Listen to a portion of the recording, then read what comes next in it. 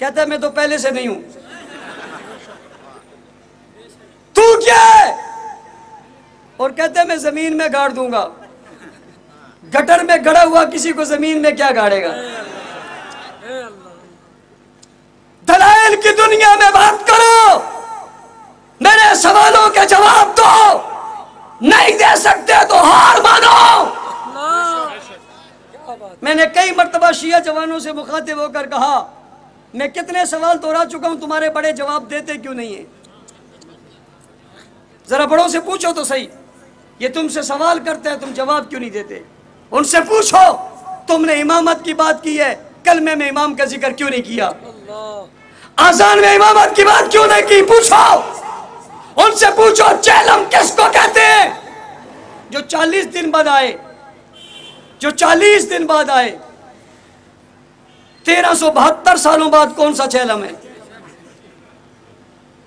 پڑھے لکھے نوجوانوں تمہارے لیے کہتا ہوں سوال پوچھو. پوچھو ان سے چہلم علی کا کیوں نہیں ہے؟ چہلم حسن کا کیوں نہیں ہے؟ چہلم باقر کا کیوں نہیں ہے؟ چہلم تقی اور نقی کا کیوں نہیں ہے؟ ایک ہی چہلم کیوں ہے؟ کہتے ہیں ہم عبادت کر رہے ہیں. ہم کیا کر رہے ہیں؟ ہم کیا کر رہے ہیں؟ کہتے ہیں آج کل ہم عبادت میں مصروف ہیں. اس کے بعد کیا کرو گے؟ کیا توجہ. 10 محرم کو حضرت حسین شہید ہوئے، غم ختم ہو گیا؟ پوچھو اپنے بڑوں سے تمہیں 7 کو کیا غم ہے، 6 کو کیا غم ہے، 2 کو کیا غم ہے، 3 کو کیا غم ہے؟ شہادت تو 10 کو ہے. اور 10 کے بعد تم گھر کیوں گئے ہو؟ تمہارا لباس کالا کیوں اتر گیا؟ تمہاری پٹیاں کیوں اتر گئی؟ تم نے پھر کیوں نہیں غم منایا؟ ابھی تو لاشا تڑپا ہوا ہے، ابھی تو گردن کٹی ہوئی ہے، ابھی تو گھر سے باہر ہیں، ابھی تو کہیں پہنچے نہیں ہیں، ابھی تو تدفین نہیں ہوئی. تیرا غم مکا کیسے؟ ہم حسین کا غم ہمیشہ سینے میں رکھتے ہیں. حسین ہی ہم ہیں، حسین سے محبت ہمیں، حسین نام ہمارا ہے. اور بڑے مزے کی بات، تم کہتے ہو ابو بکر عمر عثمان کی علی سے جنگ تھی، تم کہتے ہو لڑائی تھی، میں کہتا ہوں پیار تھا. میں تم سے پوچھتا ہوں لڑائی کی دلیل بتاؤ. تم کہتے ہو فدق نہیں دیا تھا، میں کہتا ہوں قاضی القضا بنایا تھا. تم کہتے ہو دروازہ جلایا تھا، میں کہتا ہوں بیٹی کا رشتہ دیا تھا. تم کہتے ہو لڑائی تھی، میں کہتا ہوں دروازے پر حسن حسین کا کھڑا ہونا پیار تھا. تم کہتے ہو آپس میں چپکلش تھی، میں کہتا ہوں حسن حسین کا ہاتھ معاویہ کے ہاتھ میں تھا. کیا لڑائی بتا رہے ہو؟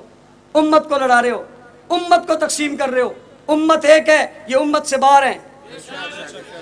جو امت کا کلمہ بگاڑے وہ امت سے باہر، جو امت کی اذان بگاڑے وہ اذان سے باہر، جو امت کے قرآن پر اعتراض کرے امت سے باہر، جو پہلا خلیفہ نہ مانے امت سے باہر، جو دوسرا خلیفہ نہ مانے امت سے باہر، جو تیسرا خلیفہ نہ مانے امت سے باہر، جو چوتھا خلیفہ نہ مانے امت سے باہر، جو حسن کو نہ مانے امت سے باہر، جو حسین کو نہ مانے امت سے باہر، جو معاویہ کو نہ مانے وہ امت سے باہر. ہم دلائل رکھتے ہیں. ہم ریت کی چٹان پہ نہیں کھڑے، ہم پتھر کی چٹان پہ کھڑے. ریت کے ٹیلے پہ ہم نہیں کھڑے کہ ہمارا ہر دن موقف بدلے. ہمارا موقف کل بھی وہی تھا اور آج بھی وہی ہے، بدلا نہیں ہے. ہم اس پہ قائم ہیں.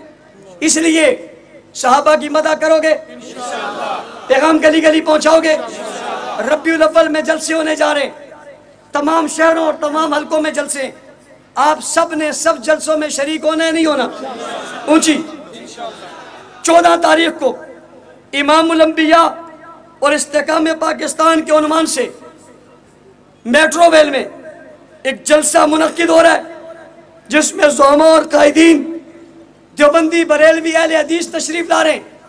اسی طرح 15 اکتوبر کو داؤد چرنگی لانڈی میں ایک جلسہ منعقد ہونے جا رہا ہے، جو خاتم المعصومین عظمت صحابہ اور استحکام پاکستان کے عنوان سے، اس میں بھی قائدین اور ذمہ داران تشریف لا رہے ہیں.